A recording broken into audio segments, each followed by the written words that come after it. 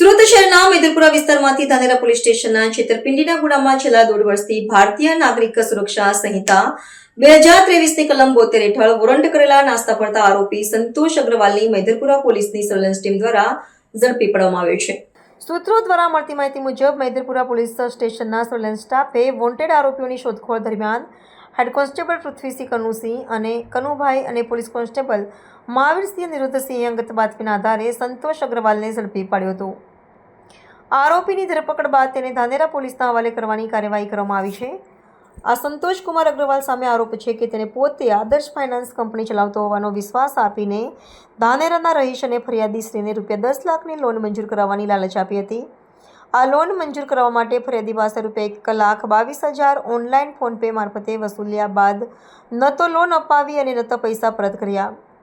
આ કેસમાં આરોપીએ પોતાના મિત્ર મુકેશ વિનોદ મકવાણા સાથે પણ છેતરપિંડી આચરી હતી। આ સમગ્ર કાર્યવાહી માટે મેદરપુરા પોલીસ સ્ટાફની કામગીરી પ્રશંસનીય રહી છે અને ઉચ્ચ અધિકારીઓ દ્વારા પણ તેમને બિરદાવી છે।